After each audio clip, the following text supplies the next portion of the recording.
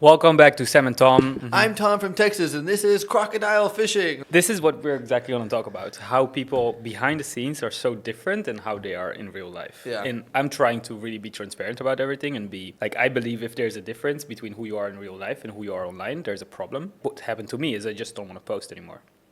Because what I speak about in real life with my friends is like coaching, CRMs, email lists, all those fancy stuff. And then when I go on Instagram, I speak about how to get your first clients. Yeah, it just doesn't make sense anymore. Well, you need to put a lot of yourself into your work so that there's enough content. So the context for this thing is basically, since I have this belief that if there's a difference between who you are in real life and who you are online, there's a problem. I'm just trying to document all my interesting conversations in real life. And I had some really interesting conversations with you. I hired you as a coach. And then I was like, okay, you're here. Let's just do a podcast together. Why not? Yeah, cool. I've never done one. This is the first one. First so one.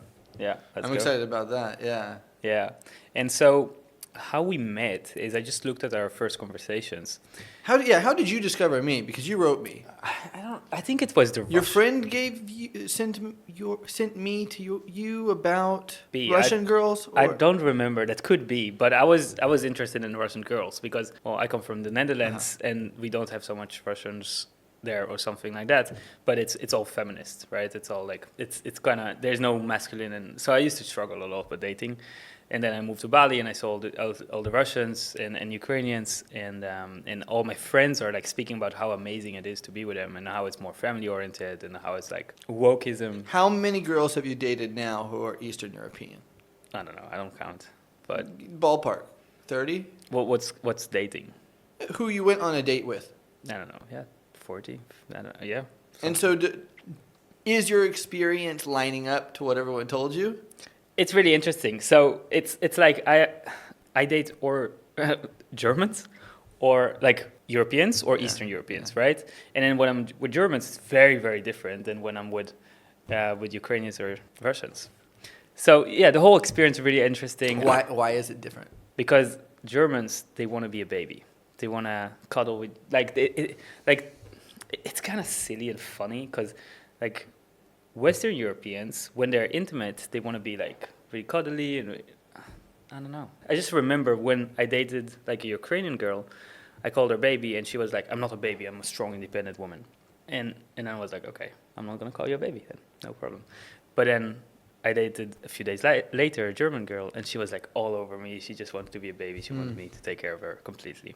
So it's like, I think the difference is between like Russians being really tough from the outside and then soft from the inside once you know them, right? Coconut. Yeah, coconut. Okay. Versus peach. Okay, yeah. Okay, I like that. I never heard that before. Yeah. Russian girls are like coconuts because they have this hard outer shell and they can very easily, when you haven't yet proven yourself to them, it's very easy for them to be very gruff with you and say, well, we're nothing. Even if you've taken them on a lot of dates, right? They don't believe in the relationship yet. But then once you've earned their trust, the warmth, the friendship is really deep. And I get much more out of my friendships with my Russian friends than I do with my American friends, even though I don't know them as well because I don't speak that good of Russian. And I find that Americans have this almost two-faced persona because they need to be so kind and nice all the time, so that makes them a peach. Exactly. And then on the inside is the truth, but you have to get past this fake niceness to get there. Yeah. And I much prefer the other way around, personally. Yeah, it makes you work harder for it and value it more. I really like how you described it, pitch with coconut. That's really interesting. Never heard it before. I've been saying that for a long time. Okay. Yeah. I probably didn't come up with that. I think someone else did, but it stuck. So. Oh, you came up with it? No, someone else did. Okay, I'm pretty sure.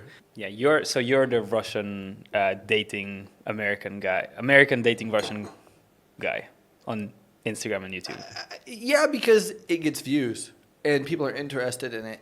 And I'm challenging myself to bring more realness to it because I think it's been very meme in the past. Yeah. Especially because I have so many guys who reach out to me. Now that I have followers, right?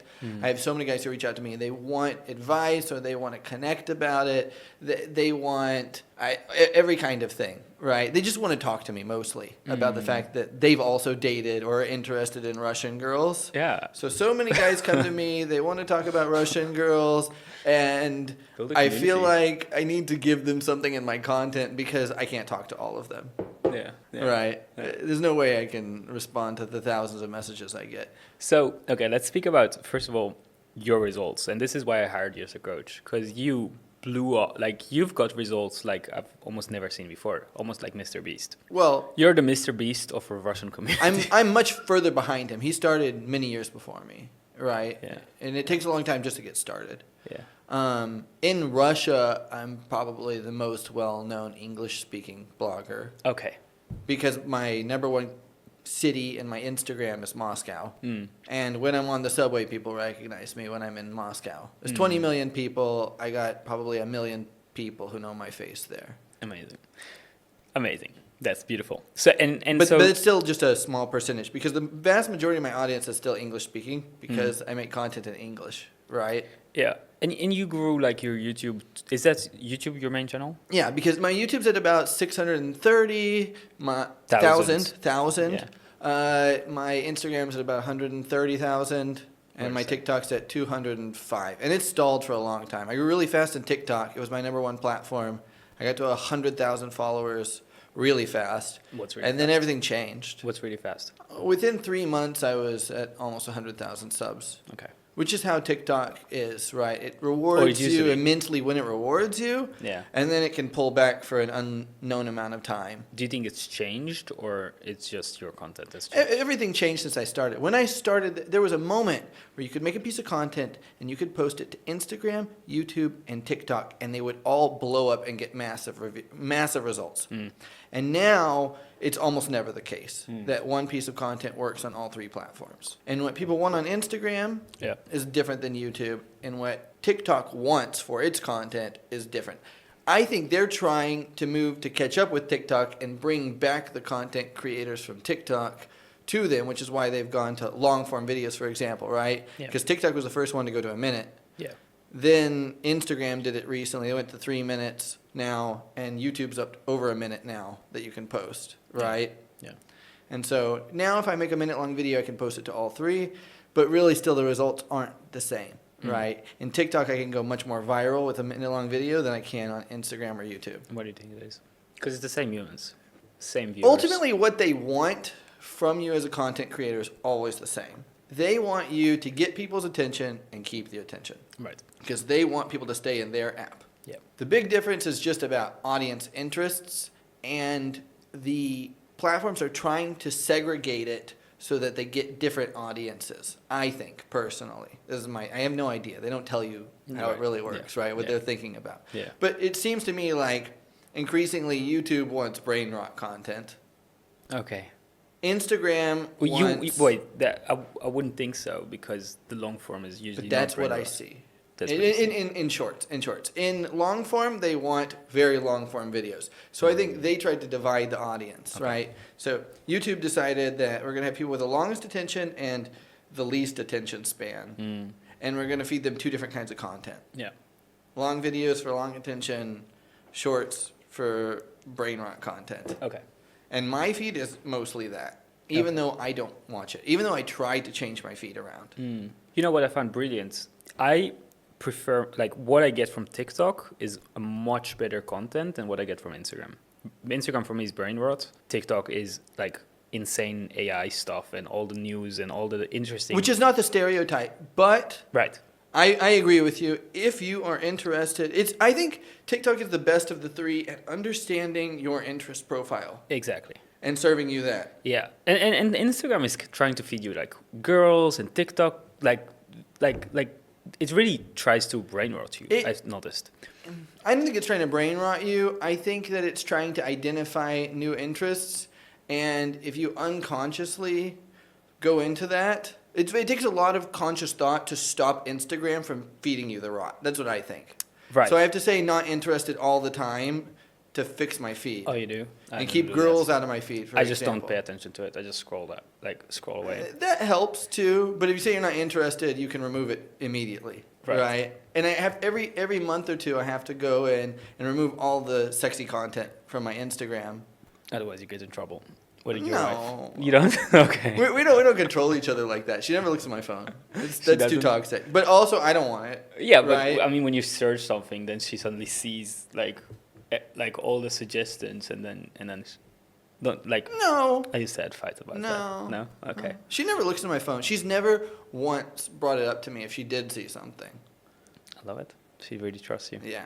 That's beautiful. I think it's an all or nothing kind of thing in a relationship with the trust. Mm. Because if you give them a reason not to trust you, they're never going to trust you again. Yeah. So once you broke the trust, you're done. You gotta earn it again. Yeah. that's And we us. can have fights, we can have problems, but we never push it past that line. Yeah. So what I find really interesting about Instagram, what they do, they have DMs. So I don't enjoy what I see on Instagram other than seeing my friends, but they keep me there much longer because I have the DMs there, which I think is brilliant. And in my industry, also in the coaching industry, DMs is where you make the most amount of money. So I think that this is like the biggest thing that TikTok and YouTube are missing. My wife also sells in Instagram. She uses DMs as her primary sales channel. Yeah. Because that's where the conversations start. Yeah. All right. So just show us quickly how quick you grew. Yeah, so your original question was about how fast I grew in TikTok. I got to 100,000 in 3 months there. It took maybe 6 months to get to the first 10,000 people in YouTube. Instagram, I destroyed because I made a piece of content about a temple in India. I got 16 million views, brought me 42,000 Indian followers. And for the next 2 months, I tried to make content about something other than India, and I got no views, and I could not fix the profile. So eventually I gave up on that profile, started over fresh. There's less pieces of content in that profile than in my YouTube or TikTok because I have the same profiles I've always had, right? Interesting. My Indian content never got views in YouTube, and it never grew. And that was why, because it took so long just to start. That's really what I think a lot of people don't understand. With long-form content, you can grow faster in the beginning if you can make a really viral piece of content, but you're still not going to get into the recommended engine for a long time. You need a large backlog of content for them to show your audience before they really promote you. And it's going to take the longest. It was a year before I'd say I really got to success there, but TikTok paid the bills in the middle term, and I started getting sponsor deals there. And then it wasn't until another maybe year after that that my Instagram started to really bring me money through sponsor deals. And that's why I followed you, because I'm an Instagrammer. So that's where I saw you, noticed you. And then what I really loved how you did your stories. That's what got me like. I don't do really enough connect- stories. I should do more. No, but you used to do. And Yeah. yeah. Well, I think, you know what? I think both of us are kind of in a down right now, where we're just like not completely, like it's really hard to make content for a long time. I've done it for, February is the month I care the least about. what do you mean? It's the lowest month of the year, February. What do you mean? Because everyone's already spent the money from New Year's. Mm-hmm. So there's no sponsor deals coming in. People don't watch as much content. Everyone's views are down, usually Really? in February. How do you know that? I just see it because the first year I looked at every month, and then the second year, and now I'm into year 3. Interesting. It just feels like everyone's tired, and then the summer drags on and it's slow. Just like in the stock market, stock market's really slow through the summer, and then it picks up into the fall, right? And that's really when I see my results pick up and all the brand deals start is in the fall. Okay. Do you want to tell me a little bit about who you were before Instagram? Or before social media? What made you start with social media, and what social media did to you? Now, there's three very different questions. Okay. Who was I before social media? I was trying to make money to make my relationship work so we didn't have to do long distance. So if I had to move back to America, and that's really the trap I think a lot of people get sucked into. You have to live in your country to make money. I had tried remote work online, freelancers, and there was always problems. Your profiles get blocked when you go to a certain country, or you lose the clients for whatever reason, and then your What have you income done? so. What did you say? What have you done? What kind of service did you provide? Well, I started back whenever you could still make money as a writer. Okay. That's gone because of ChatGPT. Is it? I'm sure there's no freelance writing gigs anymore. Copywriting right? is a big thing. I don't think so. Yeah, I don't see it on Fiverr and Upwork anymore. Right. Not that I'm there anymore. I don't spend my time there. Yeah. So you Right. used to be on Fiverr and Upwork. Yeah, that's how I got started. That's how I filled in the gaps. I created an agency to get clients. I tried a bunch of different things. I started a bunch of businesses that blew up. Blew up. I got thousands of dollars in debt in Belarus over this clothing brand deal, which was Wait. probably Start stupid to fresh. start with, but the idea was my wife was making money selling sunglasses and hats in Russia, right? So why don't we make the same business in Belarus? Only because I couldn't get into Russia at the time because it was closed for COVID, right? And Belarus was not. And so we went to Belarus, we opened this first business, it made money. We opened the second business, it made some money. The third business made some money. And at the peak of this thing, we had 5 businesses, and we were making $7K a month, which in Russia is enough to live a great life, like a king. Yeah.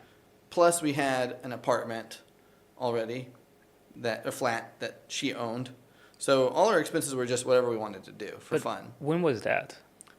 2021-ish. 4 years ago. 3 years ago. Yeah. So anyways, we left. We went to Mexico. Everything went sideways with the business. The manager we hired ran everyone off. What do you mean? She poisoned the business by somehow getting everyone to quit. She stole all the money that she could out of the business because we had to take cash. There's no way to do cashless only as a business in those countries, Yeah, right? okay. Legally. So the card transactions all went through a system. Cash they had to report. I don't think they reported most of that money. Amazing. Or they got to a point where there was enough of it stockpiled, right? She's supposed to take the money and put it into the account. Yeah. But instead she just siphoned some off every month, cooked the books, and then ran away to Poland with thousands of dollars of our money that we were going to use to pay the rent and got all of our employees to quit. So now I own these businesses. I owe rent to all the malls. I have no employees, and the money I was going to pay them with is gone. To all the malls. You had multiple stores? We had 5 stores. That's a big business. We had 5 stores. We were making $7K a month. 5 stores, 7K a month doesn't align. 5 stores sounds like a lot of money. No, it's like $7K a month in Russia and Belarus. You know. That's profit, or is that? Yeah, that's profit. They're not going to be our revenue. No, obviously. We had to pay the malls. We have to pay our stock. We have to pay the employees. And we knew they were stealing also, always. You know they're stealing because there's no way to control them without being there every single day. Mm-hmm. Well, I'm not going to be there every day. So I always assumed 20% of theft is okay. It only became a problem. It only became a problem when our manager took all the money and ran away to Poland. When it was more than 20%. I think she siphoned the money for a while, and I think that 7K was not what it really was. Yeah. But even looking through the system, there were a few sunglasses that went missing here and there, but she was able to cook the books hard enough that I couldn't tell that she was stealing that much. Okay, why do you work with people you don't trust since the beginning? Because I don't do that. For me, trust is like top. I chose to trust this person. I am not. This is the biggest problem with this business, and what I learned, because this is when early in my career as an entrepreneur, it was my second real try at making money. I didn't hire her. I wasn't really in charge. I don't speak that good of Russian at the time. I still don't really speak enough Russian to own a business in Russia, which is why I don't. Okay. Right? Yeah. And ultimately, that was the biggest problem. I couldn't be the one to make the judgment call. And my wife was running the business largely without me. I was trying to support her. There wasn't that much I could do, right? How did that affect your relationship? It was hard. It was also hard when she decided she was going to become an Instagram coach / entrepreneur on Instagram. Why is that? And I hadn't started social media yet. Okay, why is that? Because it felt like she was going in another direction. And I was still trying to build this agency at that point, which is another business I created later. Which business? So the long story, all right, let's try and make this as short as possible. Yeah. Basically, we got together, we tried to create a travel business. COVID started, and we were like, that's a terrible idea. Luckily, COVID started and ruined that before it could grow into anything, right? Then we were like, how can we make money once we're together during the pandemic? We just tried to create these stores. We grew it to 5 stores. Some months we made 10K, some months we made 5K. I said 7, okay? And then we realized that we should go and travel and do something else with our time. And even at that point, she was already thinking about Instagram as a way to create another business. Yeah. Because she knew that there was a timeline on this. There's an arc. And eventually, the business is going to die with the sunglasses and hats, which she had for years to start with. She had one. That's how she had money when I met her, right? She was making like $2K a month on that business. And that paid all her bills, and she traveled the world. She'd run up her credit card, then she'd fly back to Russia, make some money, travel again, right? She was living broke backpacker style, but she was free. And I wanted to be free, and I was a broke backpacker. And so all this entrepreneurship started after maybe 6 months of the relationship, when I realized we need to make money, or I'm going to have to move back to America to make money, because there's no way I can make enough online as a freelancer. And I was doing that still to try and fill in the gaps when we got low on cash. But the worst moment was when we had these 5 stores in Belarus. The manager ran away with the money. We couldn't pay our bills. We had $12. I was living in a hippie commune in the beach in Mexico, because it's the only thing I could afford at that time. And I just made enough money to pay for food like the next week. And then I got the first client in crypto marketing, and our bank accounts went from nothing to $5,000 overnight. Nice. And it was like someone took me from 1% battery to 100% battery, right? Yeah.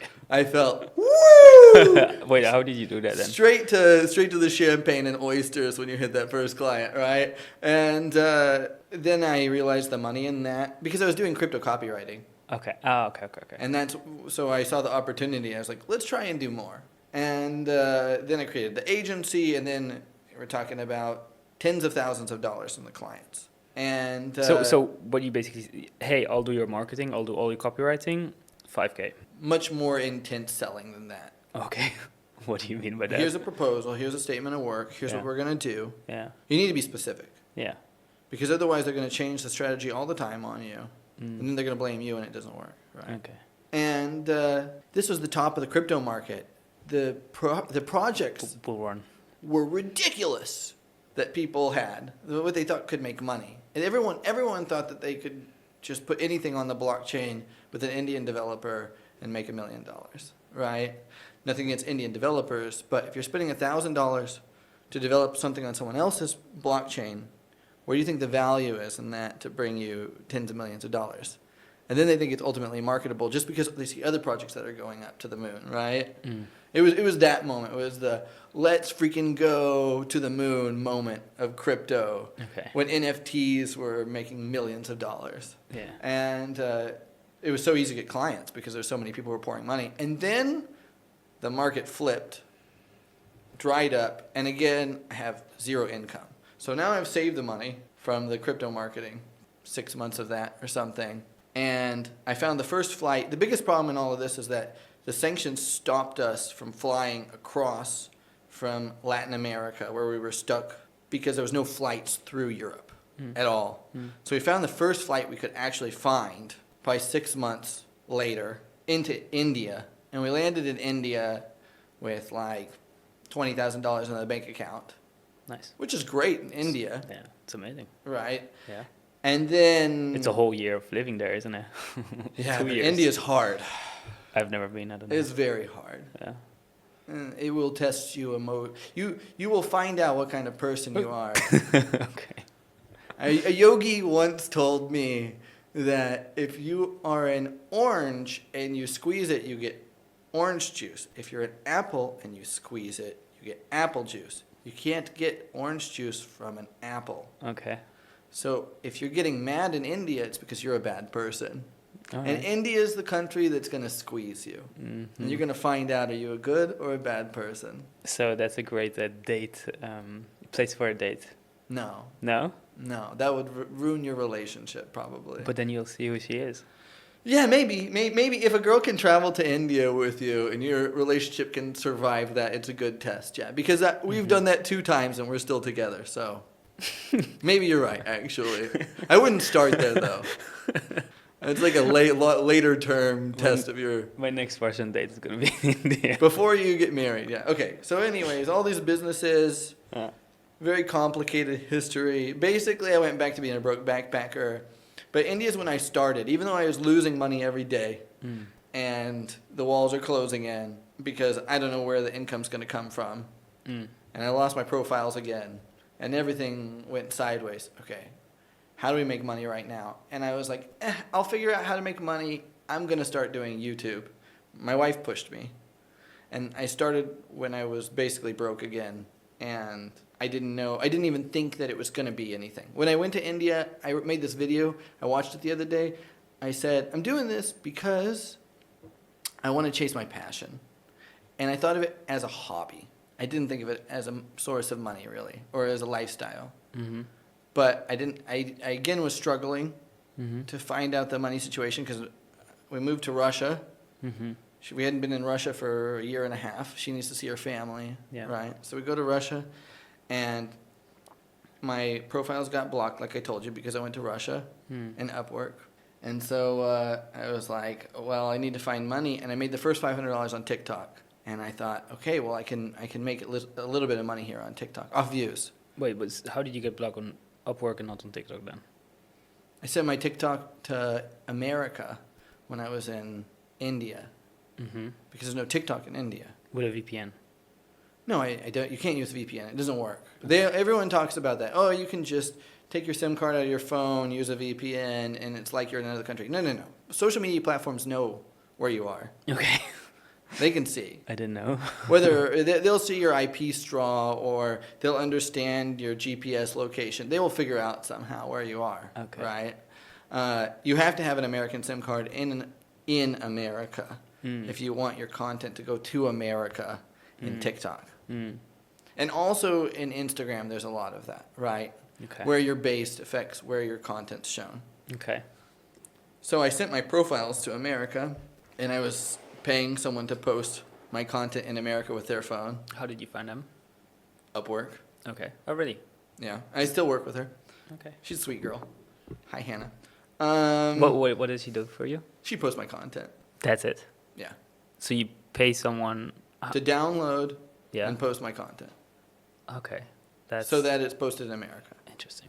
Okay. Because otherwise it'll go to, let's say I'm in Japan, it goes to Japanese people. Yeah. They don't follow me. Yeah. The first 1,000 people won't even understand it because they don't speak English in Japan, almost at all. And then TikTok's not going to show it to anyone else because it's boring. Yeah. So we're in Russia. I make the first. Wait. How much does something like this cost? Not that much. Like $5 a post or? Yeah, something like that. Okay. Yeah. Because it's almost no work, right? Yeah. And especially if they have multiple channels, then they can make enough money to make it worth it for them. But it's affordable for me, right? It needs to make sense because it's not that much work. No, yeah, it's 2 minutes, 5 minutes. Yeah, exactly. Anyways, we're in Russia, broke again. TikTok makes the first $500, and we drew a financial plan on the back of the envelope, really terrible, with stairs and how we're going to increase our income and we're going to afford our life. And we flew to Bali, spent the last of my money to get here, arrived with $500. And in Bali, I made another $500, which is enough to keep living in Bali at the time. Just chicken and rice. And then every month after that, I increased the income until now. And so that the growth in the number of followers is obviously equal to the amount of money you're making. But even more than that, I focused on how to maximize my income. And you have to think about what's going to bring you more money. If I make content about something that doesn't bring intelligent people, I'm not going to make as much money as if I make content for intelligent people. Yeah, I 100% can relate with that. So, how do you feel like social media changed you? Well, it's been a roller coaster.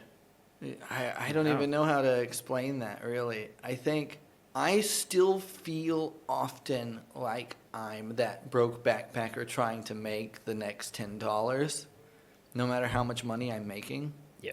Even if it's tens of thousands of dollars, the value of my money in my mind is still. It's like when I was 16 years old, I had my first job digging ditches, and I got paid $6.25 an hour. And in my mind, that's what an hour of time is still worth to me. And I know that's not what a truly successful entrepreneur would think. So I'm trying to push it. It's easy for me to suspend that reality when I see it as a business investment. So I could spend tens of thousands of dollars on something if I think it's going to bring money back. Yeah. But if it's just for me and it's not a business investment, it's very hard for me to part with my cash to have a vacation.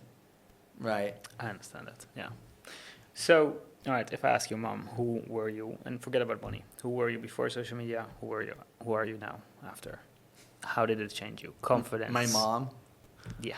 And definitely the confidence is there. Because part of it is you grow with really thick skin. If you have 750 million views in YouTube and hundreds of millions more in the other platforms, right? Everyone said, someone has said every mean thing that you could possibly think of, right? It's not And about I you used to anymore. just not even read the comments because it would hurt my feelings. Yeah. And I get low, right? You get the thinking in the back of your head, Yeah. the monologues going, and I have income sources that I've created by putting myself out there. And obviously the cost of that is people are going to say things. So what is like the meanest thing people say? That hurts my feelings? Yeah, you tell me. I don't know. Some of these trolls are just so good at understanding where your soft spot is, and then they stab you. Like what? What would you say? I couldn't tell you right now, Okay. but it happens still sometimes. Every once in a while, Yeah. someone will say something in the comments. I'm like, oh man, that's, you know. But anyways, you just gotta laugh about it and move on because what are you gonna do? You're gonna let it ruin your day? Because if you do, you shouldn't be in this industry. That's for sure. No, I think it really builds you up. I think it's a really beautiful thing. Yeah. Well, I mean, you get the highs and the the lows, fact that you right? see growth every day, you see the numbers going up every day of followers and your income growing, you feel like you're doing the right thing, that's powerful.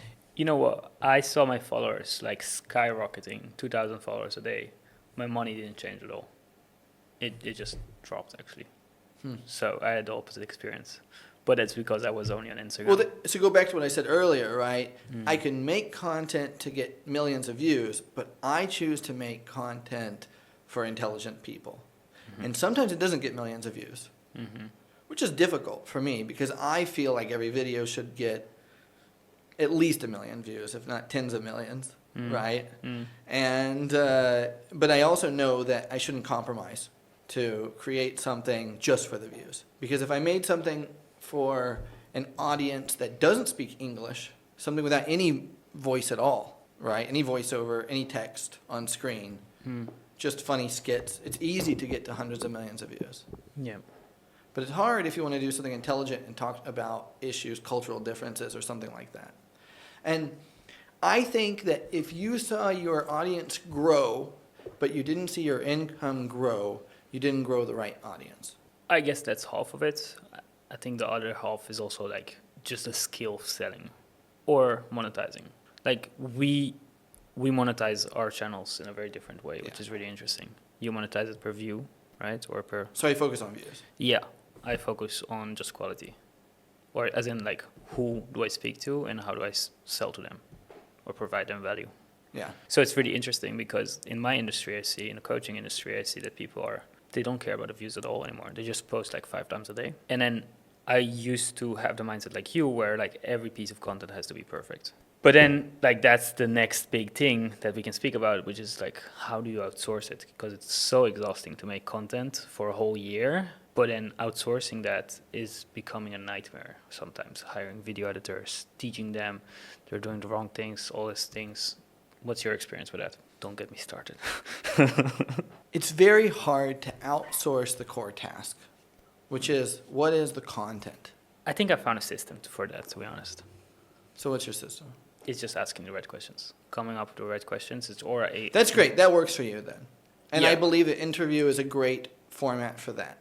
Yeah, that, but then only also building an AI for them that just helps with all the ideas and the content and the questions, and also the video editors to find what's interesting.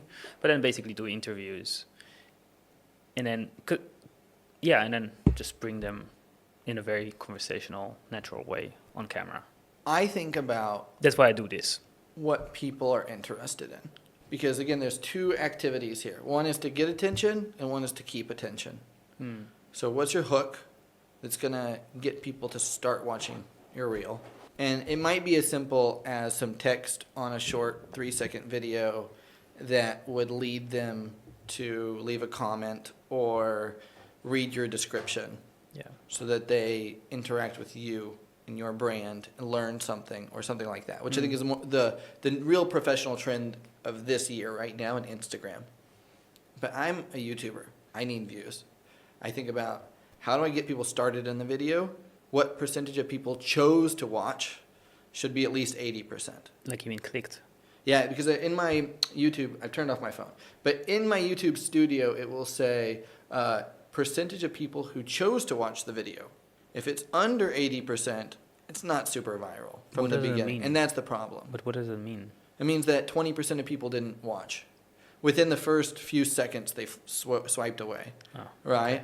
And then the second is what's the retention? What percentage of people made it to the end of the video? what's your percentage? So again, percentage of people who choose to watch a video should be over 80%. Percentage of people who watch the whole video, or the percent of the video that people watch, the percent of the video that people watch should be over 100%. What does it mean? That means that for every person who's swiping away in the middle of the video, somebody else is watching the video 1.5 or 2 times. That's impossible. No, it's not. That's really hard. My really good videos do 105%. Okay, So enough people watch it 2 times that it's over 100%. that's really hard to do. Yeah. Very So that's keeping attention. Yeah. If you get to 90%, your video can still go viral. If it's the right topic, people leave comments. There's other ways to game it, right? There's a lot of things that go into that. But those are the 2 things I think about when I make content as a YouTuber. Yeah. Did they start watching the video? Which is, if you make long form videos, is your thumbnail good? Is your title clickbait, right? Did they choose to watch it? And then can you get them to minute 5 in the long form video? Or can you get them through the entire short, 35, 40 seconds? And I'm trying to make the videos longer. I used to try and make them shorter to get people through the video. But now I'm trying to keep attention for longer than ever before. And I think that I think that the platforms want people to watch longer in every video because it makes them less fatigued after watching 40 or 50 videos, right? Do you see how what you do is copywriting right now? Like Yeah. you say there's no It's job. the content. It's the content. There's no job for copywriting. You say that. Well, But not as a this is- writer. Well, why not? I think there is. Because I think ChatGPT can do copywriting and then someone can edit. Yeah, but it doesn't get the results. Well, that's content. That's the difference, isn't it? It's what you say as well, right? It's what you read. I had some really good video editors who were like, "Hey, I just want to do the video editing, but we need to hire someone to do to tell me exactly what to take out of it to do all the copywriting, like to take from long form." And that's where I try to replace it with AI, but it's hard, or they just don't get it. Maybe gotta train them better. It's hard to find somebody who feels it. 'Cause- And my 'cause- wife, this is if I want to give my wife some credit for something, it's that she was really hard on me when I started, and she was always telling me that I was dropping the engagement or I was saying something boring, and I was getting immediate feedback before I even posted from her, right? So I'd show her my video, and she'd be like, "That's crap. Throw that out. Throw that out. There's only these 3 interesting things in the video. Yeah. Change the idea about the video. It's not good. Yeah. It doesn't intrigue me." Which is right? what we do for our clients now. That's what I do. That's what you do, right? Be honest with feedback and basically help them with copywriting. But she got me started because again, so she started Instagram a year and a half before I did. She got a good number of followers. She launched a business coaching. What's it We in launched a numbers? business coaching together. Can you speak numbers? We were making No. Like the followers. so many profiles ago. I don't know. I'd say we got to 30K when we started launching it, right? 30K what? Followers Okay. when we started launching it Mm. in Instagram. Mm. So we had one where I was helping people to freelance online before the sanctions made that almost impossible. Then we had one where we were teaching English. That supported us a lot whenever I was getting started. We were in Bali here, and I was making $500. We started making $2,000-$3,000 with this English club, where I was the English speaker in the club. We were playing fun games on Zoom calls Mm. with a bunch of people, right, every couple of times a week. You already tried everything, eh? 14 businesses. 14. And I'd say 4 hit hard. Okay. What's hard for you? You know, it made enough money that I could feel like it's successful and it's actually contributing enough that I don't want to give up on it. 10K plus, 5K plus. Okay, so out of 14, I'd say 5 were utter failures. Probably another 5 were mediocre, that they made money, but it's not worth the amount of time, or it takes too long to see the return, Yeah. right? So Yeah. it would be a very long tail just to build the business up. And there's 3 that made money, but we gave up on because it wasn't as much as we could make somewhere else. And then creating content really is the one that brought us the most money. Mm. And she, in her coaching business, makes a lot of money. I still make more than her, and I mostly just focus on views and monetization, sponsors, royalty deals. Yeah. That's it. But the thing about, like, I forgot what the original question here was, honestly. I forgot as well. It doesn't matter. So anyways, basically we tried so many things because we were trying to figure it out. And there was a moment where the thing I didn't take seriously, I thought was just a hobby, became the primary source of income. And I really didn't expect that. I thought that YouTube would just be a fun project. Maybe I'd get to 10,000 followers, make a couple cool, fun videos. Mm. And then when it became profitable, it became more and more business oriented. Mm. Is Google blocked in Russia? YouTube is supposedly blocked in Russia. But yeah, like Instagram as well. But I see so many influencers who are doing just Russian stuff and they have so much followers. So I don't get it completely. It works with a VPN. So everyone just uses VPN. They in increasingly block the VPNs. Mm. But I think it's the end of the sanctions. I have a feeling like. I'm not going to call it until it happens. Anything can happen. Okay. If there's one thing I've learned in the last 3 years, it's that whatever you think is going to happen is probably wrong, and something much more complicated will happen. That's a good philosophy. Let's see. I'm making money. I don't care. Let's, when everything's changed, then I'll think about what I'm going to do next. What do you think about AI? About AI? Mm. You're terrified by it, aren't you? I'm not terrified by AI. I think that there's ways to use it and make a lot more money, obviously. And the people who are doing that are going to eclipse everyone else, in media especially. Do I think it's really there yet? No. What do you think is the future then with AI? Again, it's going to be something you don't expect, how it's going to change and shape the market. Mm. And the tools that people are creating now are going to be like the BlackBerry, and iPhone is going to change all of that, right? There's going to be new AI models. Things are going to completely change how we use it. I don't know. But I do know that if you're not spending your time using AI in some way, you're going to get left behind.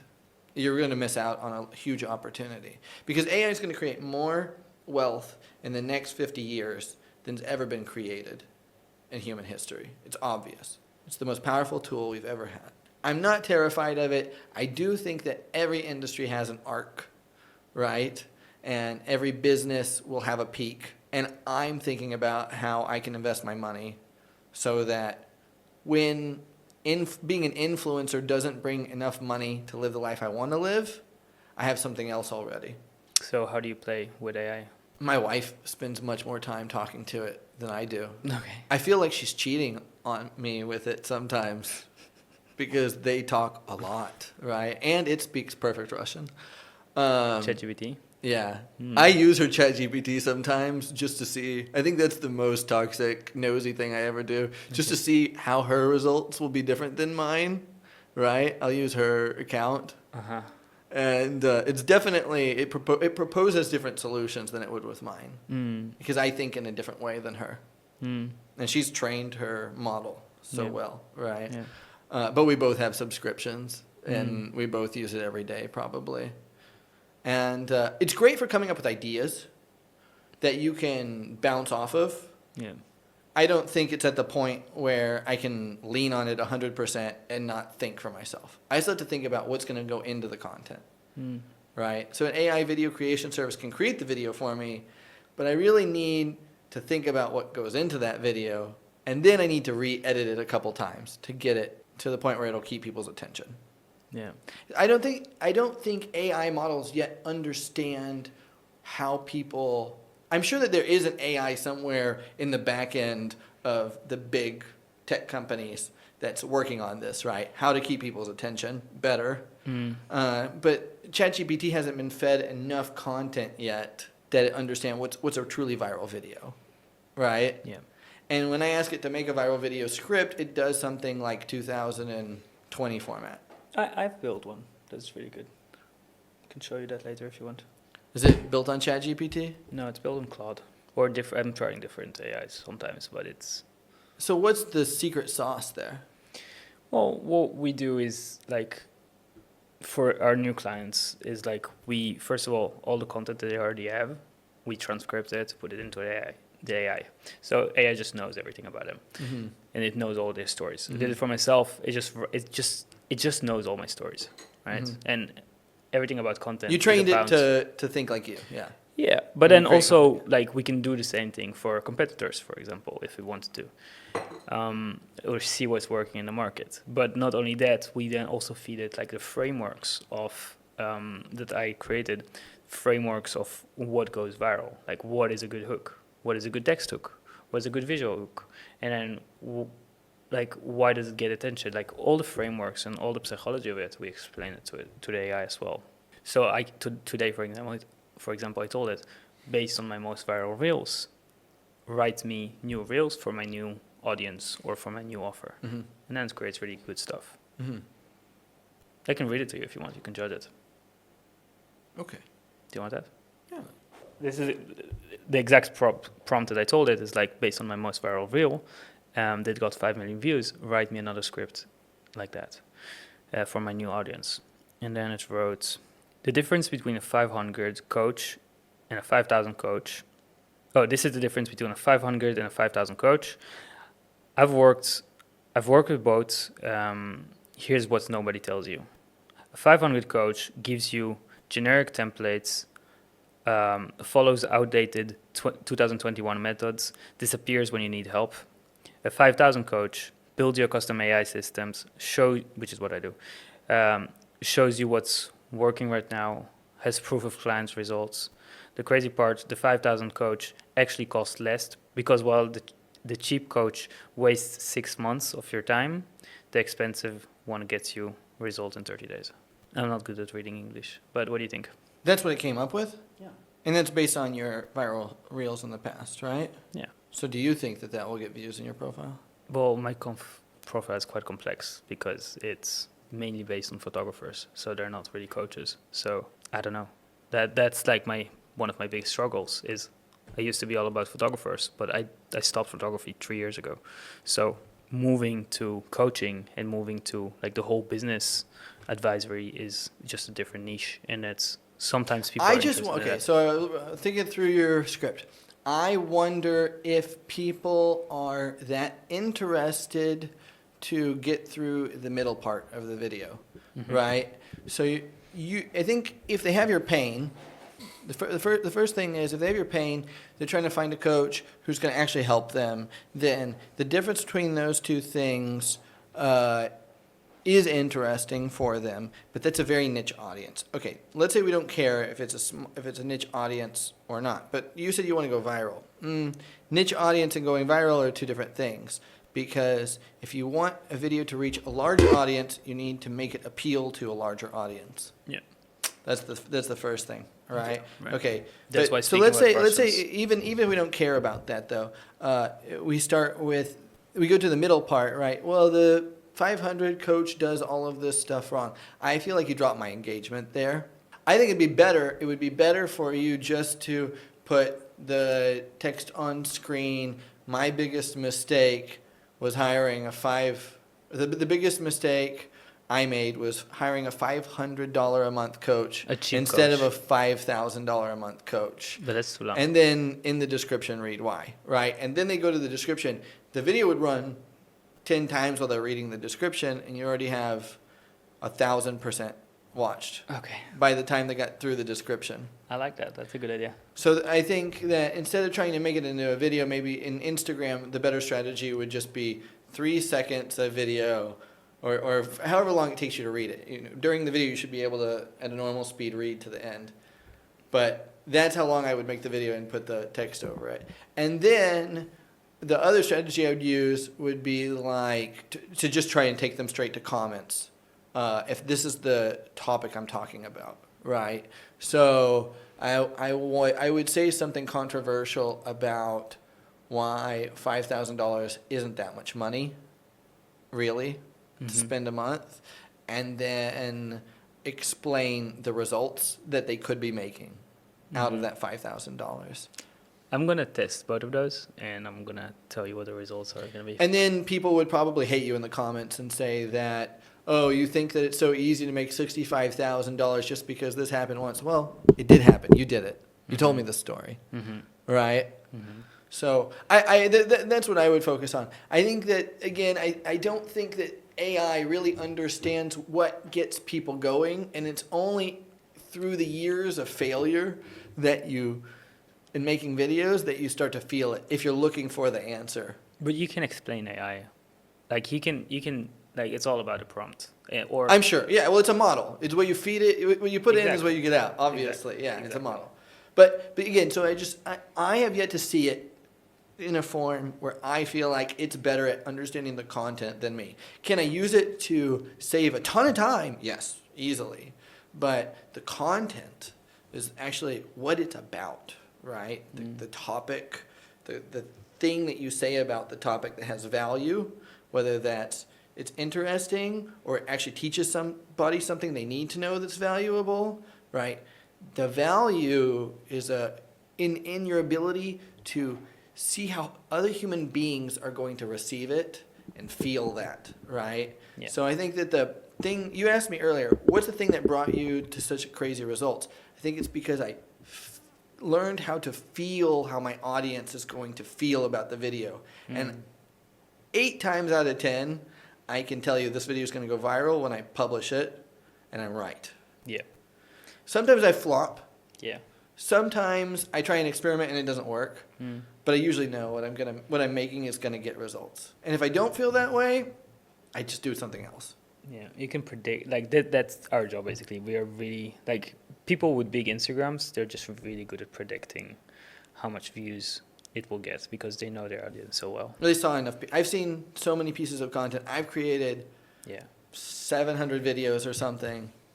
Yeah, you know what? Like, I have this new thing because I'm always hiring new video editors, and then I'm like, and then they tell me like, hey, like we got to work at least for a month to see results, and I'm like, no, you can just make one video and we can see if it gets results. And they're like, everyone that tells you that will lie to you. And I'm like, no, this is what I tell myself. I know, and this is what how we work with our clients as well. We can predict how much views each thing will get because we understand the psychology of it. Especially in Instagram or in TikTok. TikTok's the easiest one where you see immediate results. In Instagram, usually you have to post a few times before you get to the result. Wait, because my Instagram or my TikTok didn't blow up. Ever. I think I have like 1,800 views, subscribers there. I never focused on it, but yeah, I did try for a while to post the same things that I post on Instagram, on TikTok, and it just never got really so much views. So, well, again, I told you there was a moment in the past when you could post the same piece of content to all 3 platforms and go viral on all 3 platforms, and that's not the case anymore. Okay. I think that, in general, if you're looking for viral content and you want to test something immediately, YouTube's the hardest because you're going to have to post a lot of times before you start to get recommended and you're going to get real results.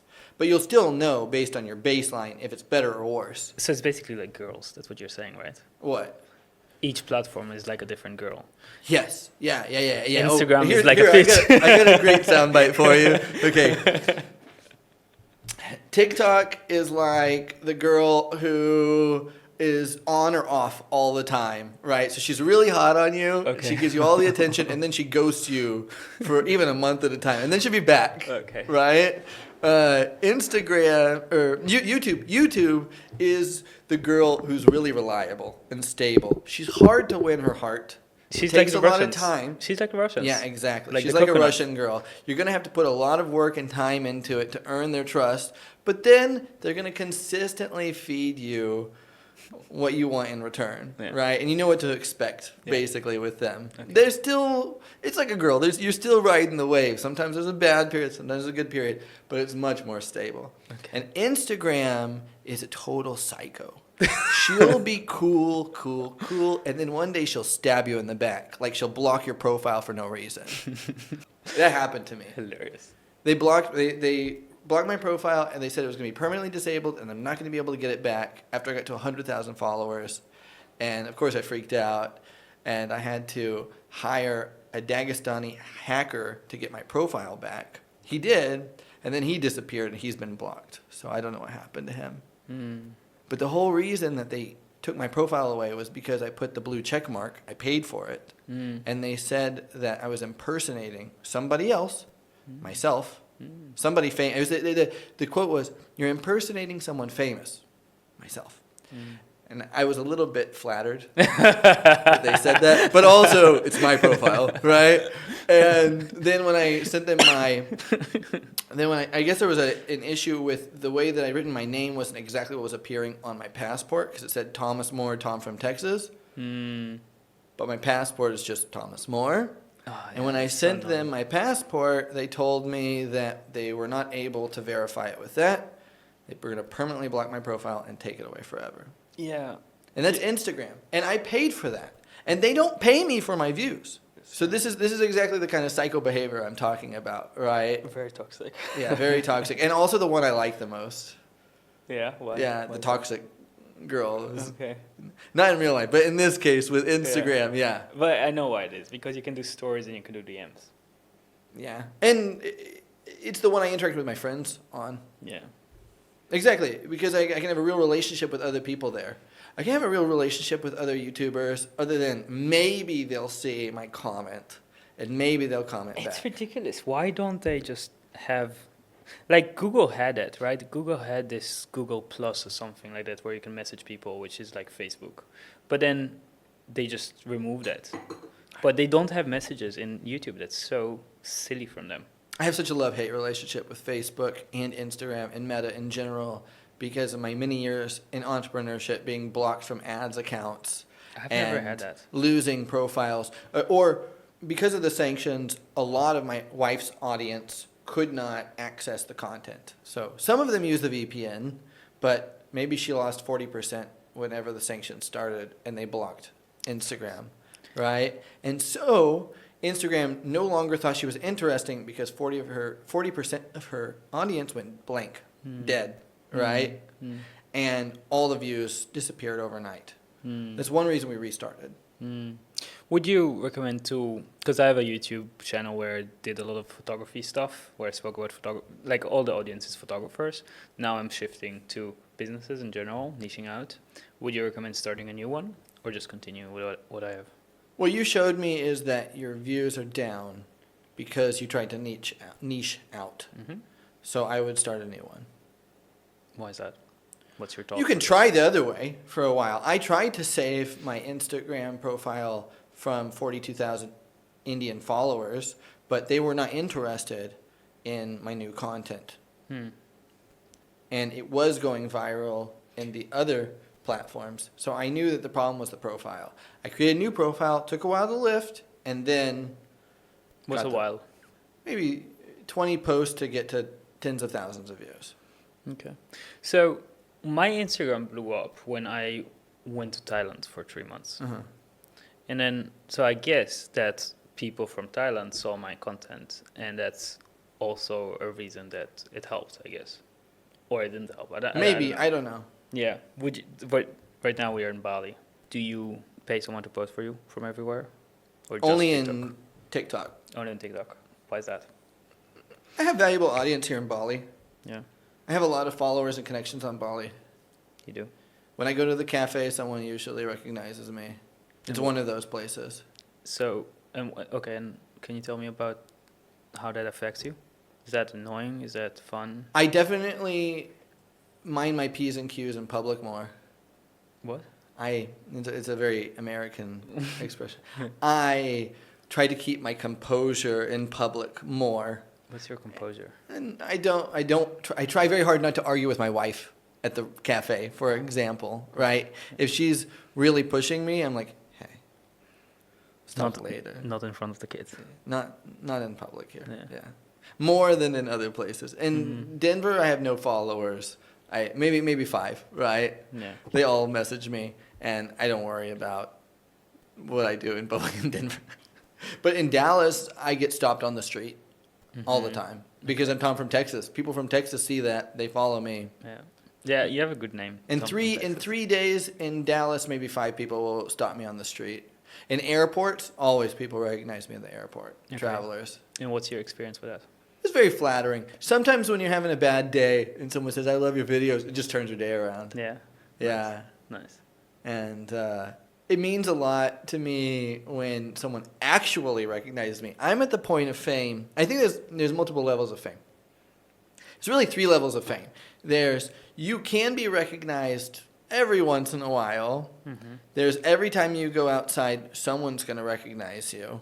And there's you can't go outside because the paparazzi are outside your house, right? Okay, yeah. And I'm not even really at number 1 because most of the time when people come up to me, they say, "You're that guy." They don't know who I am. But You're Tom that one from guy. Texas, You're it's a that good one guy name. from TikTok, you know? Yeah. And I'm like, "Who am I?" That's normally what I say. Who am I? To see if they actually know who I am, right? And they're like, "You're that guy." And I'm like, "I'm that guy." But I won't tell them who I am. Yeah. I won't give them the satisfaction. Only if they know I'm Tom from Texas. Then I'm like, high fives. Yeah, right. Let's do a picture or whatever.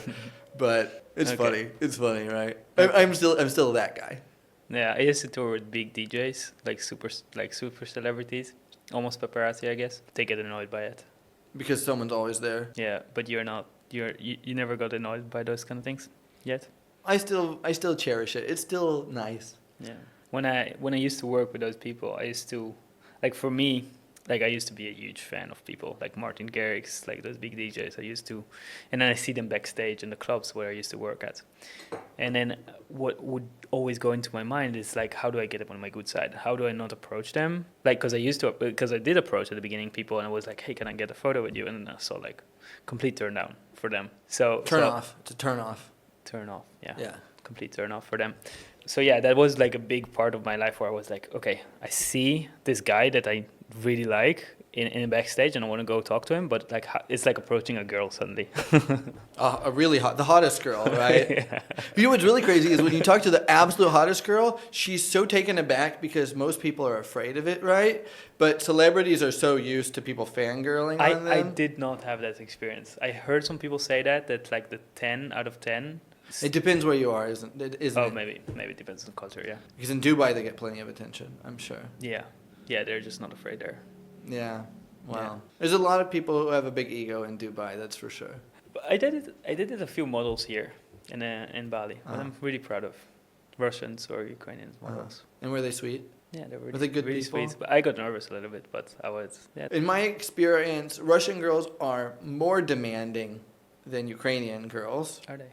in terms of how much commitment and care that you need to show and the level of man you need to be, right? You need to be really intelligent. And I think that in general they're both very judgy. They will judge you carefully and measure you before they give you a shot.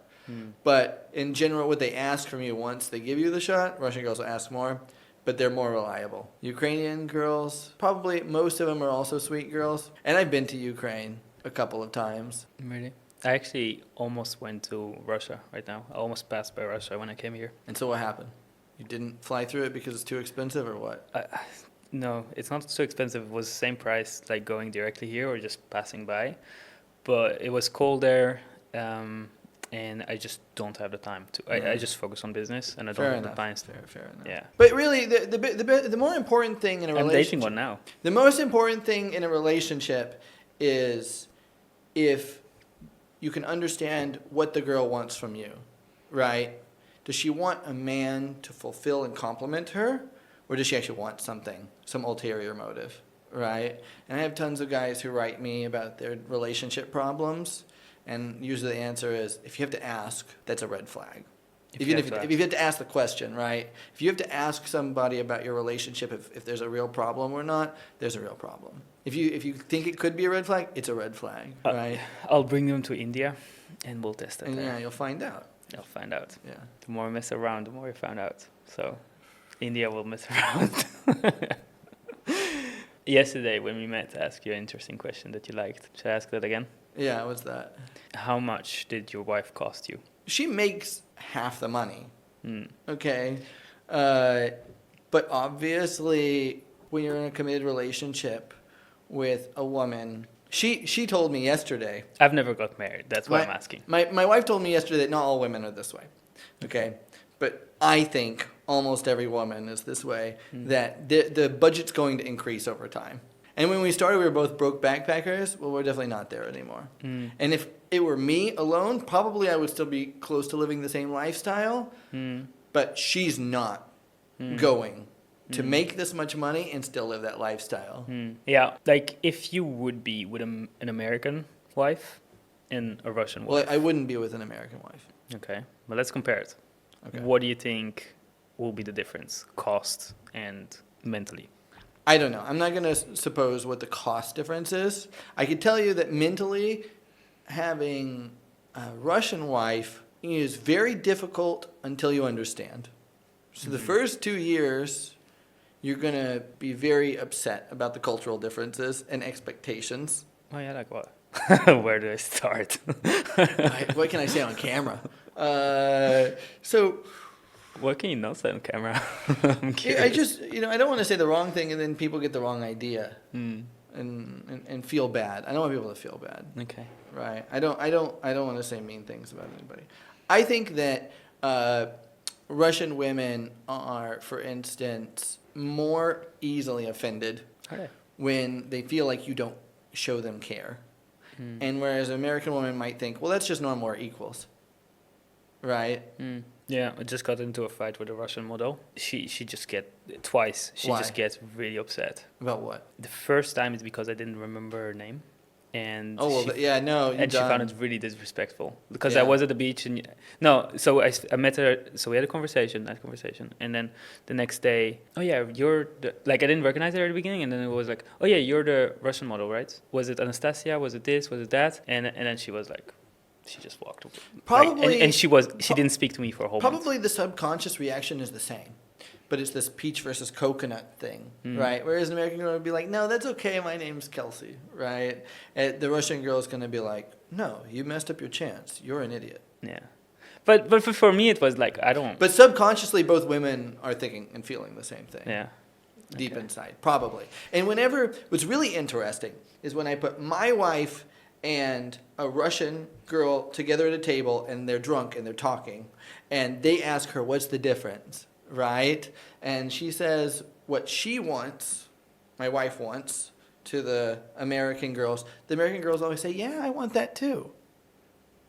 So I do believe subconsciously they have the same wants and needs that come from the double X chromosome. Yeah. And there's not, on a real deep subconscious level, there's no real difference. Culturally and how they're trained, very big difference. Yeah. Because in Russia, you should take yourself more seriously. When they go outside, they're ready to be judged. No one's wearing a t-shirt and shorts outside without makeup, ever. Yeah. You know what? One of the interesting principles I learned about dating, because it's like one of the biggest decisions of your life. It's if you want like more options or you want to date prettier women or higher value women, you just got to be in a situation where there's more women than men. And the more women there are compared to men, the more options you have, basically, which really makes sense. It's really simple suddenly. It's one reason I think that a lot of people like dating Russian girls, because there's more women than men in their country. Why's that? Why is that? Because of the Why are war. there more women than men? Is it because of the war? Going back to the Second World War, it's been the trend. And do you know how much, like what's the percentage? It's a few percent, but it's enough. It's, it only takes a few percent. Not only that, they're just like everyone there is a model. They're amazing. That's why The I was beauty thinking about standard is going to higher. Russia. The beauty standard's higher. Yeah, but they're really like naturally beautiful. Like, I like girls without makeup. I think that another interesting thing for Western men about dating Russian girls is that they don't consider it a relationship until you've been together a long time and showed real commitment. And really, until you're married, you're basically single. Maybe they're not seeing anyone else, but they don't believe the relationship is very meaningful until there's a real commitment. What do you mean? That's my experience. Russian girls more often, there's always exceptions to the rule, but most Eastern European girls, especially Russian girls, expect that you're going to commit to the relationship before they give you the full love and really trust you. And before that, they could say something to you like, well, we're nothing. You've been dating for a year, and she can say that to you in an argument. And you shouldn't get your feelings hurt about it. You should just think, well, in her mind, I haven't yet proven myself all the way. If you're married and she says that, then you've got a real problem. Okay. But, you know, that doesn't happen to me. Okay. I just think that, like, when I used to tell my Russian friends my relationship problems, they would all look at me and be like, yeah, that's obvious. And I'm like, what are you talking about, right? But they're trained in that. They know how a man is supposed to handle a woman. You know what's interesting for me also in Russia or in Eastern Europe? It's, well, also that the women are very feminine, and like there is this, because I grew up in a country where it's like men and women are equal. We're the same. And I had friends who were like girls, like girlfriends, that told me like, oh yeah, we're exactly the same. We're exactly the same amount of horny. We're exactly the same. No. And that's where I really struggled with dating. I just didn't understand women at all. Well, what you said about being on the same level of libido, obviously is not the same. Libido? Libido being how horny. Oh, okay. Yeah, so exactly. No, it's not the same. It's very different. Obviously, there's a big difference there. It's this difference between coconut and peach, like you said, almost. Anyway, but then we're almost different species. We have completely different chromosomes. Yeah, so that's one difference. But then so this is one thing that I like. Like a man knows his role, a woman knows her, and it complements each other, and it's really beautiful. So I started seeing success in my dating life once I started learning what masculine is and what feminine is, and how to split those things. So that's one thing I like. Because are you the one who recommended me that book about masculine and feminine energy? Could be. Which one? Anyways, so keep going. I'm sorry to interrupt you. The Way of the Superior Man? Yes. Yeah, I read it. Yeah. I didn't agree with at least half of the book, but some of it I liked. Okay. And definitely you're reminding me of that now, right? About masculine and feminine. Yeah. Anyway, so what's your point? No, it's just like, this is what interests me. This is what got me interested. Like, and then I move here to Bali, and then I see all my super successful friends who are making a lot of money. They're all like also wanting to marry Russians and Eastern Europeans. So that got me even more interested, and I'm like asking them why and all those things. And then you see Trump also. He's married to a Russian, right? Ivanka is from Estonia. Estonia. Yeah, that's good enough. They would disagree. But anyways. It's similar. Latvia? I can never remember which one of the Baltics she's from. Yeah. And then also, I had once a meeting with one of my followers from like the Netherlands, but she was Polish.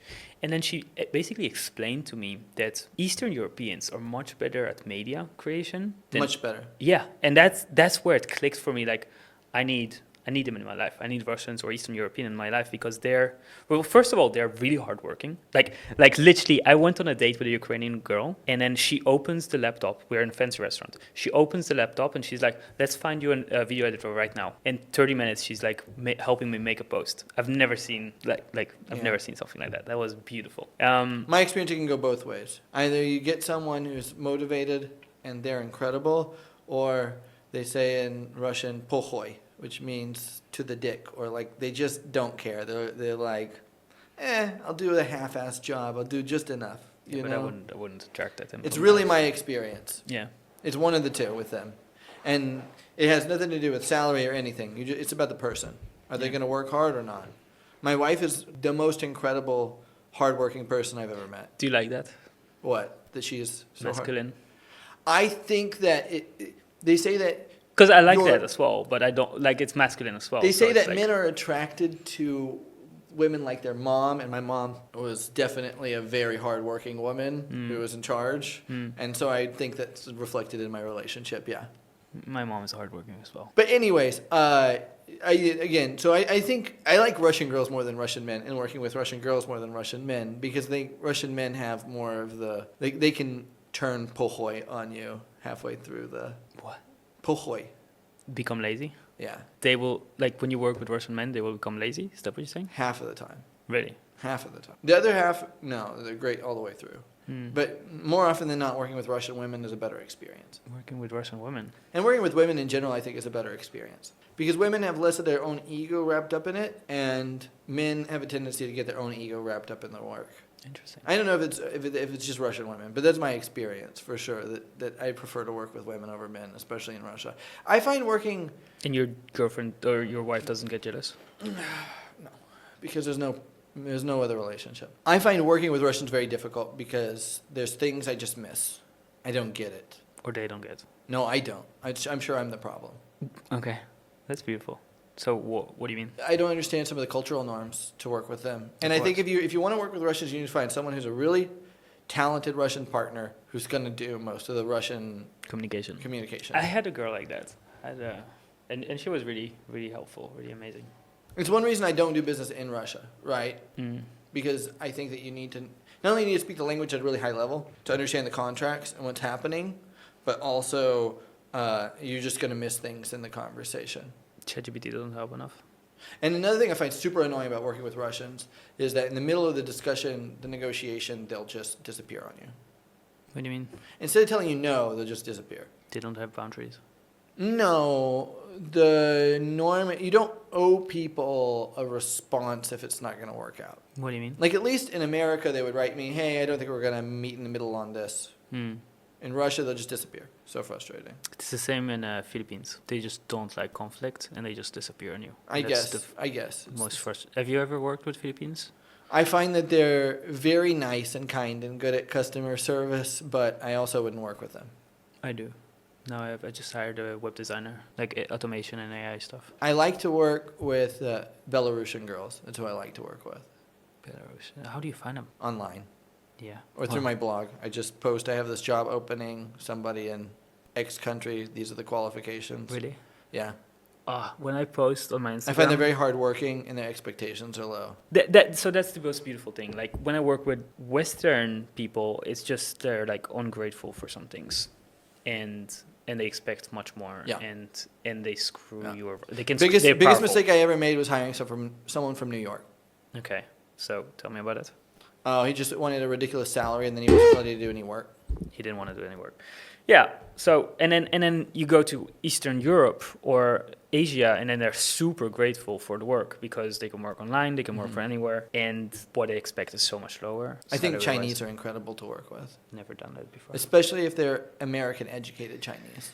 But then in China.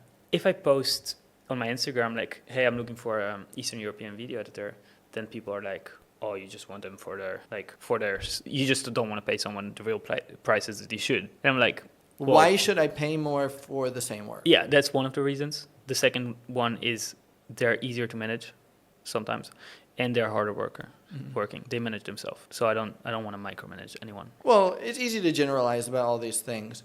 I think that ultimately you got to come down to, can you trust this person? Can you communicate with this person? And is it 100%. Worth the money? Everyone gets all wrapped up in the politics of where you do things or why you do things.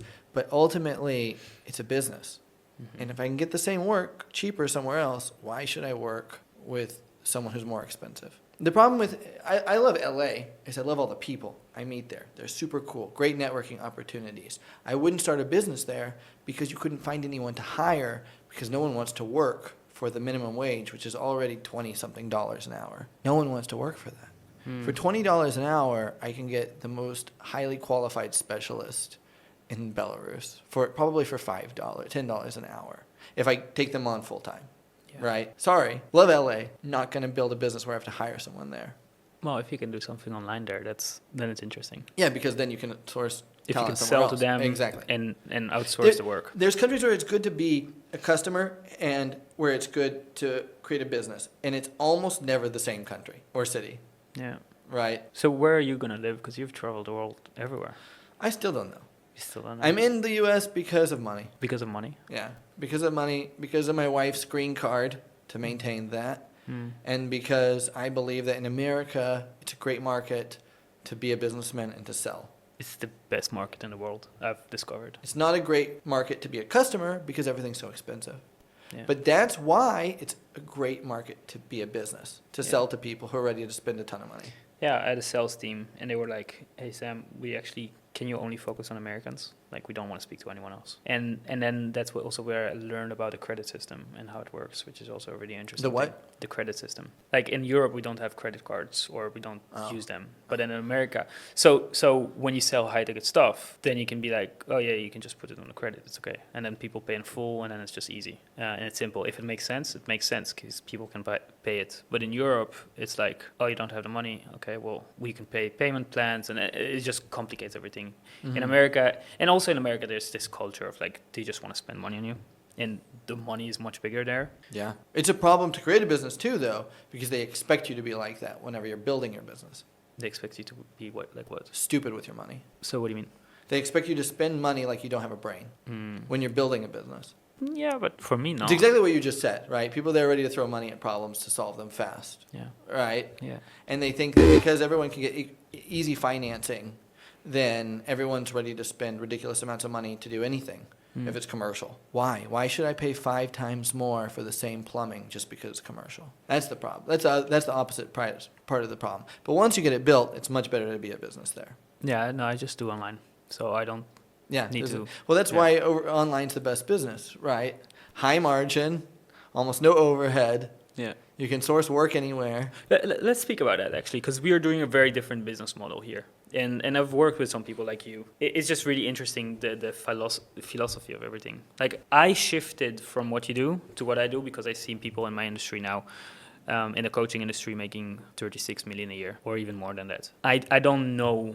Like, this is why I moved to Bali, because one of my best friends now is making $1 million a month, $1 million US a month from what we're doing.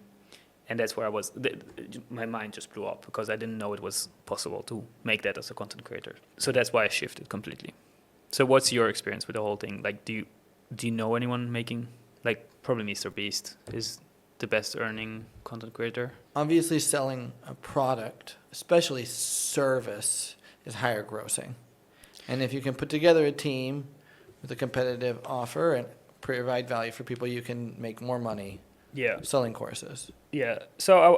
I care about being famous, and that's why I'm still doing this. Because if I didn't, I don't think I'd have the longevity in this, right? If I just wanted to get rich, I'd make 5-second videos to trigger people and try and shuffle them through a funnel to buy my course. But I don't. I care about growing super large audience. Someday I'd like to have my own show, do all these other things, right? Yeah. And I think... but I do too. What? I care about my reputation a lot. That's like That's the whole cool. thing. I don't know. I'm a different kind of person. I am a YouTuber still, right? I'm weird. I'm ketchup on vanilla ice cream because I have a background in education. I worked in a corporate job. I have done serious things and did the life that I was supposed to. I was top of my class. And most people who are YouTubers are no income, no experience, straight out of high school, start to make trash videos and somehow figure it out, right? And I had trouble getting myself to do this because I didn't believe in myself enough.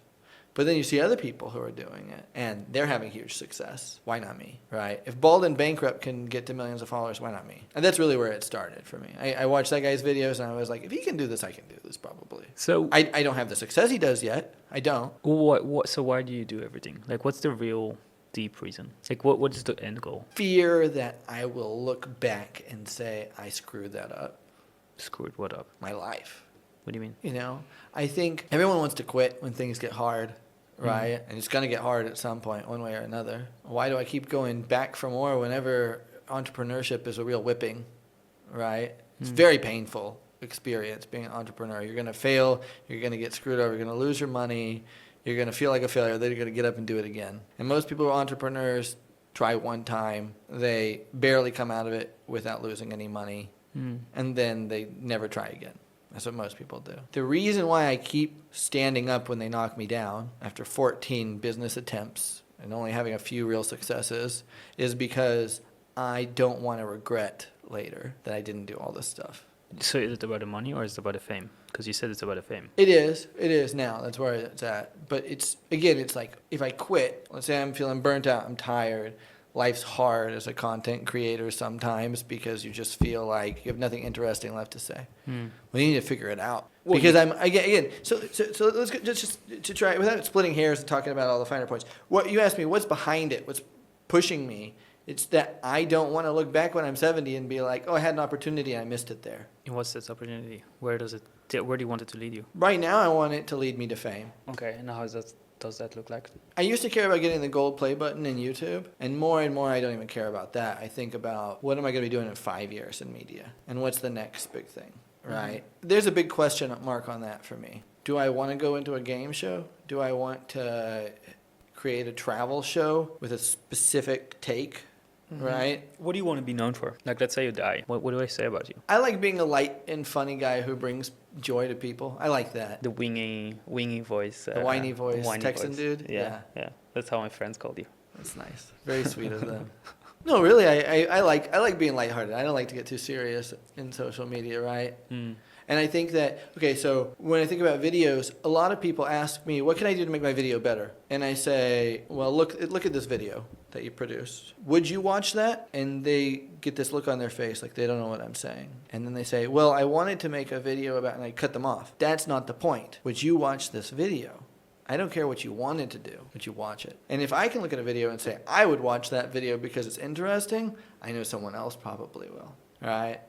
So it's not about you.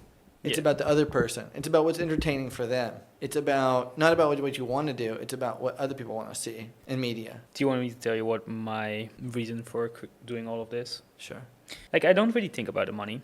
And money is a really good way to kind of measure your success and views, right? It's just it's a good number to track. The only way we can keep score in business. Yeah, but I think at the end I want to have like a lot of videos. When I die, I just want to be this guy that he helped a lot of people for free to, like, when I used to struggle with just working really hard and getting almost not paid at all or making no money where it doesn't make sense, just to tweak, like, just that people will be able to watch a 1 minute video of mine and tweak something small in their business and make double their money. Just work smarter. So those ideas is exactly what I'm trying to do. And it's also a little bit for my mother, where I think like, okay, she's working really hard. And then, but if she just tweaked this in her business, she would make much more money and work much less. So it's those kind of small examples that I'm really after. Helping people is great. Yeah, it's all about the community, right? I think that a lot of people need to help themselves, honestly. And for instance, how do you get to success in social media? You don't give up, right? So if I could inspire somebody, that's worth a lot more, I think, to me. Yeah, so that is part of it. Inspire people like, hey, I used to be there. I went there just because I did that.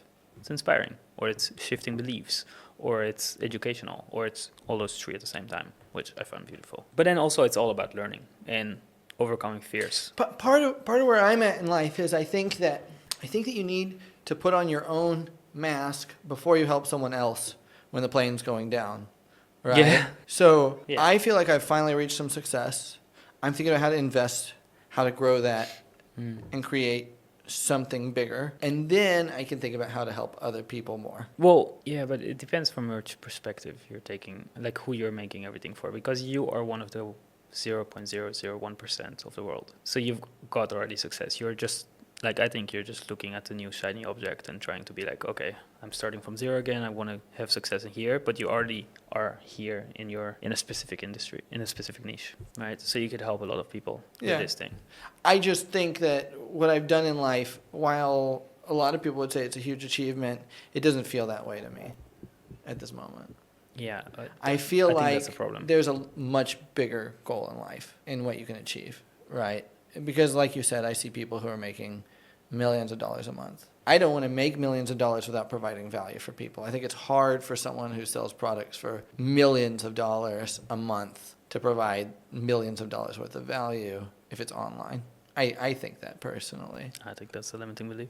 Maybe you're right. If you help someone make $1 trillion, why would a few $1 million matter? Very good point. So like, this is the whole coaching game. It's like you got to help someone else make 10 times more than they paid you. Otherwise, it's not worth it Fair enough. for them, for Well, you. then they see the value. Obviously, then you've got a job for a long time Yeah, but that's the whole coaching because you're industry. bringing real value. Well, that's Yeah. ultimately what I believe about economics. It's all about bringing value to people. Yeah, and I started doing service because like I was doing service as a photographer and videographer, and I was always selling my hours, which was really annoying. So it was hard to scale it. And then I moved into courses and coaching, and then I didn't see enough results for people, which killed me inside. Mhm. Because you tell people to do something and they don't do it, or they do it really badly. 100%. And it's so annoying. This is part of why I don't like helping people a lot. But then Because when people don't take your help, then you get really upset. but now I shifted back to doing it with them or for them almost. Like I hired video editors, I trained their sales team, and now boom, they got like crazy results again. So it's annoying because it's hard to scale it, much harder. And Yeah, it's because there's a lot of service. yeah, and you gotta hire people and you're dependent on other people, and hiring is such a hard thing to do. Ideally, you could create a product that's one to many, requires no work on your part after it's created, and provides a ton of value to people. Yeah, but that's really hard. That's why It's that's why difficult. I'm investing in the AI stuff, because I think AI can do that. Because it could be one to many product that you can that Yes. could actually provide value to people. Yes. Yeah, that's a great idea. 100%. Yeah. So right now, I have one startup that builds AIs for coaches that speaks exactly like those coaches, or I have my AI that just helps you write content, like I showed you before. Uh-huh. Yeah. And you can send photos to it and voice memos and everything. And I build my clients their own AI that knows everything about them, right? So that's really valuable. And then they call it like woo-woo magic or stuff like that. Yeah. If it provides value, it doesn't matter what they call it. Right. Yeah. But I think one of the most beautiful things about social media and life, and one of my biggest reasons to do that as well, is just the learning experience from it and the growth experience. Because like the first time I shared my prices online, like on Instagram, I was terrified. I mean, the first time I actually shared it on my website, and you put it on your website and no one sees it. But then a day later, I get a message from one of my colleagues who's a photographer, and he's like, dude, your prices are ridiculously high. Lower them down. And he was working much Why longer. would you lower it? Obviously, I hide them instantly. Someone is willing to pay you that. Yeah, right? yeah, no, yeah. But hearing that from a photographer who's giving me work and who is in the industry much longer than me, that ruined me for a couple of months. So I lowered my prices, hidden my prices. So then sharing them on Instagram publicly, that was like terrifying. I thought I would get sued for it. I would get super mad. Like my past clients would get super mad at me, all those things. But that's the beautiful thing, is like I did it, got over the fear, and now I'm a grown person because of that, which is beautiful. I never want to be the guy who's going to say, I'm not going to do that. I'm not going to become the influencer who sells courses and all of this. Maybe I'll change my mind next month, and that's what I'll focus on. Because I saw a lot of YouTubers, like Bald and Bankrupt said, I would never do that. I will never plug people. I'll never do sponsorships, blah, blah, blah. Now he's changed his mind about all of that late in his career. Well, you know, that's so also don't do that. Don't close the door, right? Of what? The opportunity. Of what? Of what you could do with your life, right? I don't want to close that door and say, well, because if your audience hears you say, I'm never going to blank, and then you do it, they're not going to believe in you later, right? Maybe I will do that. Right now, I'm focused. I told you I'm focused on fame right now because that's what I want. Yeah. Right now, I'm 32 years old. Yeah. I You think look most, like a baby. I think most people who become super wealthy do it in their 40s and 50s. So this is still my time to be immature and focus on all of these dreamy soft goals. Yeah. And in 10 years, I can focus on money. Because no one ever, when they die, says, I wish I made more money. No one ever does. Are you optimistic about where AI is going to take the whole world with content creation? I'm optimistic in general about the future. Well, yesterday you told me that you were quite terrified about how it's going to change the whole content creation as well. I'm not terrified. I think that there is a arc to every industry. Every business has a peak, and then you will lose revenue. There's a lifespan to everything, right? But that's not a fun belief to have in your life. So what's wrong with that? Think of it like evolution, I'm not right? The faster that AI is evolving, the more iterations it goes through, the faster business cycles will become. It's part of it. And the market's going to demand that. And that's a good thing, because if businesses die, something can replace them in the market. They were taking money out of what people are willing to spend in the market, or businesses, right? The amount of money that's earnable in the market. that's discretionary, right? And the faster the business cycle is, the more new and innovative products can come to market. It's important that we embrace that because change is faster than ever. AI is driving that as much as it's a part of it. Okay, but let's speak for content creators, not for Okay. businesses. What's going to happen with content and AI? Yeah. Yeah, if you're creating content the same way in a year from now as you are now, you're going to probably struggle. And it's this. I saw that happen since I started. You have to change. As the algorithm gives you less views, come up with something new. Yeah, but what do you think how will it look like? Because I told you I don't know, and I'm not gonna. Well, it's like what I saying, see- are we gonna have flying cars and all of this? No one can predict when it's gonna happen or if it's actually gonna happen. If it's gonna become a reality, it's so hard to predict the future because things are very chaotic. I think that AI is going to become a bigger part of content. Obviously, Yeah. Everyone should know that. And if you're not trying to use AI, then you're not experimenting enough. So this is how I think everything will be done. Video editing will be replaced with AI because it will be able to watch all your B-roll, all your phone, everything. It will be able to put everything at the right place. I believe still humans want to follow humans. And they like when I Yeah. see a video that AI it is completely generated by AI, it's still helpful, but it's like it's still helpful, but I still want to hear like those dating stories that Yeah. humans had, right? I think that's a great prediction that because of AI, it's going to become more important to be human on Exactly. social media. Exactly. That people are going to want relationship content about human experience. And I definitely see that as the future of Instagram, at least. You know what's really interesting about social media? Let me just tell you one more Yeah, thing, and tell then me. I'll let you say what you want. Since I started, you could create in the beginning a video about some unique travel experience or something in another country and get a lot of views. People don't care anymore. Now you're going to have to present something wildly more fascinating that no one else has, because there's too many Me Too creators out there who see a viral video and they go try and replicate it, right, and do the Yeah. exact same thing. Yeah. Now, if you have something that's human to share emotionally, Can you give me an example of what worked in the past and now? I went to the oldest tattoo artist in the world and got a tattoo. Right. No one cares. Most viewed video. And it was my most viewed video. No one Yeah. cares anymore Yeah. because it's just travel content. Yeah. Now I talk about some amazing travel experience with my wife as a couple and how it affected us emotionally, much more views.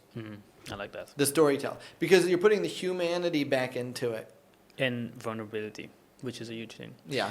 So you know what's really interesting and which is also a little bit sad, but no, it's really interesting. Social media is becoming more real than real life in some ways, especially in Europe where they put all those masks on and they become really polite and stuff like that.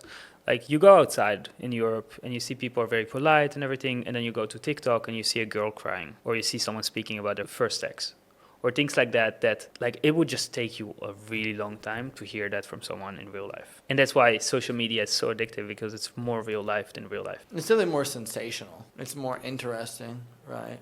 Media has always been more interesting than real life, and the divide is just growing. That's why, because they want to find something. That's the whole goal of the social media platforms, is to find something to keep you watching. So obviously they're going to find something that's more interesting than your real life. Your real life's going to be boring, so it's much easier to pick up your phone and scroll than to sit with your thoughts. Yeah. But we don't need to talk about why it's toxic. Everyone knows that. Yeah, I think honestly it made me a much more interesting person, because now that I understand much more. You always say things that I would never have thought. Okay, like what? Like how TikTok has brought so much value into your life. You say a lot of things that are opposite of the stereotype. Yeah, no. But TikTok that's changed your my life. experience, and that's fine. Like TikTok changed my life. It's amazing. It's the best school in the world. there you TikTok. go. TikTok changed his life. But as a consumer, just consuming the information, it just like made me so much smarter. Yeah. TikTok's the greatest. I've never heard anyone say that TikTok's the best school. You're the first person who I've ever heard that say that. I've seen a comment like that, so it's not even original. Okay, fair enough. But I just like when I saw this comment, I was like 100%. Like this is exactly how I feel, and I'm so happy that other people feel the same, because I'm learning so much from it. I hated school. I was just looking at a clock all Yeah. school. I think it's like I will never send my kids to school. I will build my own school. I haven't decided if I'd send my kids to school or not. I'm not. For sure not. I think that it's a good social experience to be around a lot of people. I And do it's want them hard to be social. It's hard to socialize your kids unless you take them to a big school. No, I'm gonna build my own community. That's the goal, to build my own community somewhere, or like here in Bali, for example, we have our own communities already. Like I have all my friends, and then I'll just pay an assistant to build a school for my kids and my friends' kids, and have my own agenda or not someone else's agenda or plan, and then I'll just teach them like natural stuff and interesting stuff. And how people get interested in that, like how to be human, how to engage with humans, because that's what life is all about. I think if you can teach sales, that's the most. That's exactly what I'm speaking about. I'm going to Valuable. teach sales. Yeah, if you can teach sales and how to talk to anybody, that's the most valuable skill. Yeah. Because if you ask CEOs what skill is the most necessary to have a business and run Sales. it's always sales. Sales is going to be Yes. what turns a business around when the CEO has to make the calls to sell the next account, or else they can't pay their bills. And CEO who can't sell probably isn't going to make it. Exactly. And you got to start in sales. So that's what I would teach if I was going to teach it. I still believe that going to a university with 60,000 students changed my life. Going to a high school with 12,000 students changed my life, right? Mm-hmm. So, Being social is 2,000, important. 2,000. Being social is very important. They're not going to stay at home. I sure. went to private school growing up. I had 30 kids in my class, 15 students I was with every single day, every single class. And I think that those people were stunted when they got into education later. Because I left public school or private school. I left private school. I went to public school. And the kids who came into public school later from that private school were much more emotionally stunted than I was. And that's what I would be afraid of if I tried to homeschool my kids or something like that. You know what? I learned a really interesting principle, which is exactly what you're speaking about now. Do you know how you make your kids really confident? How? You make sure that there's a lot of people who love them. And not, because if they're really dependent on mom and pop, then once you get mad or your wife gets mad, then their whole life is on danger. So their confidence, so they become a people pleaser. But once like all their neighbors love them, you have a huge family, and like they have like 100 people to be dependent on. Like if you get mad, who cares? I'm just gonna go to the neighbor, and he's gonna be all fine. And that's how they become really confident. And it's the same in business. The most popular kid is usually the one who likes the most other people. Yeah. Likes, not is liked by, but likes the other people. Because he shows them kindness, and he attracts their good attention. Interesting. I think. But isn't he a bully sometimes, the most popular person? I was bullied by them. I find that that's less and less true. I was bullied by the most popular kids. So I'm... Maybe Yeah. you're just an easy target. What, you got a I whiny was. voice? No, I think that if you have a good perspective and you like other people, you're less likely to get bullied too. Because if you like them and they make fun of you, you're like, oh, you kind of hurt my feelings, man. And then you move on with your day and it rolls off your back, right? Whereas if you let it actually hurt your feelings because you don't like them, you know. I try and take people so much more easy. The older I get, the easier I try to take everybody, right? So if they disappoint me, I let it go. So for instance, I've been really disappointed in the past with someone who I trusted a lot. And my wife did not want me to get over it. And I took it easy. In the end, everything worked out, right? My wife would never have given him another chance. And I think that's part of maturing. Finally realizing I don't need to punish people for sure. You don't want to try and get even. You just want to let it go because life is long, and there's a lot of people you're going to meet if you're actually nice and personable, right? Yeah. And 100%. They say society is the collection of emotional regulation or something like that. Like society is being created by, cities or like, I don't know those English words that I'm trying to explain here, but it's like cities is a group of mature men or mature people who regulate their emotions really well. And there's also this really, really beautiful principle that I learned lately that says you will never make money. Like you will never become rich if you get mad easily. So the more you can control your emotions, the more successful you can become. And those people I'm surrounded by that are really, really successful, they just never get mad. They're like robots. Like this is my problem with them when I help them with social media. It's like, dude, you're so boring. We got to show some emotion. And they're like, I killed my emotion. Like I can't show you any emotion. Do you see how interesting it is? Like the richest people are sometimes hard to get on social media. Like it's not entirely true because they have really good experiences and really interesting. they don't have charisma, huh? Yeah, but they're just like they don't do storytelling really much. It's just like, oh yeah, I made $1 million last night, Yeah. and And I tried to give someone very successful that feedback one time, and he ghosted me after that. why not? Why's that? He's very successful. What does he need my advice for? Well, he paid you for that, didn't he? No. Oh, We were just chatting. okay. But then it was immediately a ghost. you Really? know? Yeah. Oh, I find the opposite actually. I like my friend who makes $1 million a month. I got him as a friend because I told him how bad his content is. Well, different people are going to react differently, right? No, but I found that successful people are really, really open to feedback. They're like the more successful you are, the more you see reality as it is, as the truth, Well, obviously you have to. and then you need feedback for that. Yeah. Right. So Yeah.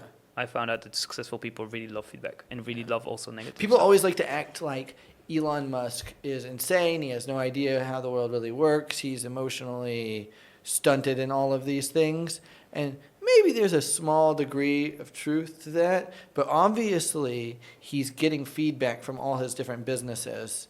Yeah. And that feedback is informing his choices, or he wouldn't have gotten to the success, right? Yeah. So when you tell him he can't do something and he does it anyways, it's because he has experience with that exact thing. And I The definitely, data. I'm not that I'm in any way close to the intelligence of Elon Musk, but I definitely have that experience of people told me it was impossible to do something on the budget I wanted to do it on. And I did it, right? Because I didn't accept their feedback. And once you already have that, it's harder and harder to let people stop you. The times that I saw the biggest success in my life was just learning the principles of what works. First principle, yeah. The first principles, and just going all in on that. So I did the same with social media. Yeah. Boom, 75,000 followers in Yeah. 4 months, right? Just by shifting all my priorities in the principles. When you see what works.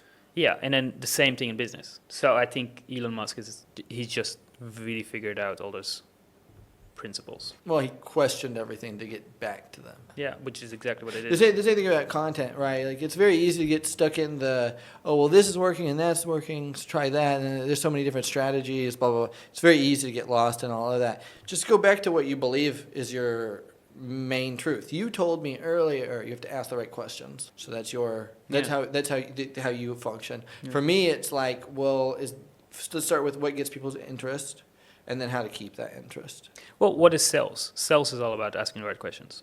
I was a few Sales about getting yeses. no. Well, that's one method of doing that. I believe in that. Yeah, that's your method. I paid $20,000 for a new sales coach who is like making a lot of money. Okay, so seeing what's crazy his results. mantra? Well, it's just about If you had It's to not about yeses. simplify it to one idea, what would you say is the core idea? understanding the real problem. Yeah. So- Okay, there you go. Because they're buying a solution to their pain. Right? Yeah, but yeah, exactly. And most people just don't think about their pain so much. So then when you ask the right questions, like, okay, oh, you're making this amount of money. Is that before taxes or after? Or is that like how much is expenses? And then you see like, oh, actually I thought I was making 10K a month, but I'm actually making 5K a month. And then you see like, okay, how long has that been the problem? Then you really see how deep the problem is, and you help them understand that. And they value that because now they see the real problem that's going on. So it's all about shifting limiting beliefs and understanding more. If they have limiting beliefs. Otherwise, it could just be identifying their pain. In enterprise sales, that's number one, right? They're usually using some other software, some other means of doing the thing you're trying to sell them on. So you need to demonstrate how you're going to save them time and money Yeah. and affect their bottom line. If it's about getting leads into your funnel, you need to get them to say yes to your content.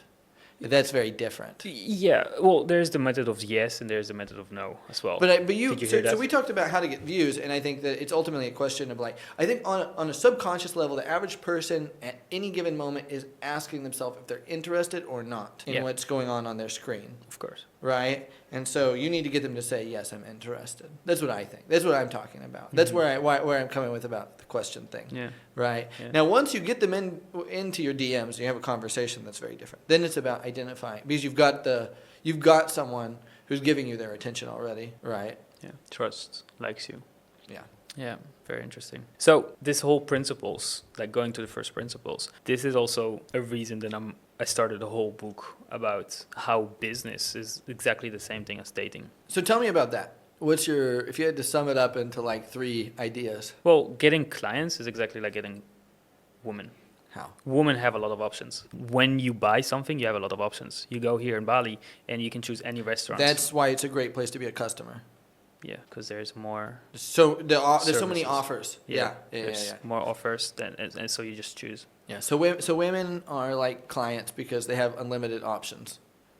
Yeah, I mean, depends where they're at, but mostly yes. Because, and I had to learn it as well the hard way. Women are just more valuable than men at the beginning because they have the beauty value, right? Or it's like our value as men. I had to learn it the hard way, like, because I felt like super unvaluable and like not contributing to society at all. And I was like, what is my value here? Because as men, like women, they less have that because they have value because they are the ones who carry. Like if you have only one woman in the whole earth, like in the whole world, you're left with one woman, there's a big problem. Like the whole society will collapse because there's no more babies. But if you have one man and trillions of women, there's no problem. Well, eventually they'll be inbred, but in the immediate term, there's no problem. Yeah. There's no problem. Yeah, Society will keep on going. Yeah. That's true. That's how society survived wars for millennia, right? So that's why like women are more valuable. Like I read it. That's how humanity made it this far, because men went off to war and the women didn't for a reason, because it wouldn't be good for our species. Yeah, that's one reason. It'd be much There are many less reasons. likely the species would continue if women went off to fight. Yeah, but then once I learned those principles, it's like, okay, so I need to, at the beginning as a man, I need to show more value. I need to do the work, the hard work. So if, like, would you go, like, I wouldn't go to a client and propose my services without offering something for free, whether it's content, videos, a free sales call, like just showing how much value I can provide to them. And then once I learned that, because when I was dating, I was like, okay, I approach women because I find them so beautiful. So I bet if we're all equal, they should do the same thing for me. Why do I not get approached then? Like I should be beautiful for women, right? But then I learned it's not the case. So then I learned, okay, so I need to treat it like clients. So I need to provide value first. So then it's like, okay, I go to the beach, I buy them a coconut, and I come with a coconut. I do something funny at the beginning. I show them, like, I do something unusual, right? And it's the same thing with business. You can't be like everyone. Like, I wrote everyone's always asking for your money. Who's actually going to be the one to make the difference? I started writing the book because I felt like a woman for the first time in my life. I never understood women till I felt like a woman when I started. Why did you feel like a woman? Because I started hiring people. And then I make a post about looking for a video editor, and I get 50 messages from random people. They're all promising empty promises. Like, stop searching, I'm the best fit. They don't even send their work. They're just like, let's hop on a call, right? Yeah. It's stupid. This is why women are suspicious of men. Well, Because men are all like, hey, what's up? Let's hang out. Yeah. Are you going to ghost me later? How are you going to treat me? Exactly. So I felt like a woman because I get a lot of messages. I feel lonely because no one understands me. No one understands me. Everyone sends like stupid messages, and no one's good enough, right? It's 1 in 50 people where you're like, okay, your videos are good. Let's do something together, and then you become dependent on them, and then they ghost you. And suddenly. it's so tiring to go through all the messages to find the one good person. Exactly. Right? Exactly. So, of course, you have to do something to break through so that they don't have to be tired in order to give you their attention the first time. Exactly. Right? Lower the barrier, lower the payload and pain for them, and make it easy. Yeah. Promise them something nice from the beginning. Yeah. So exactly that. So every time I think about business, I think, okay, how would I approach it in dating? Or every time I think about dating, how would I approach it in business? That's actually a really great idea.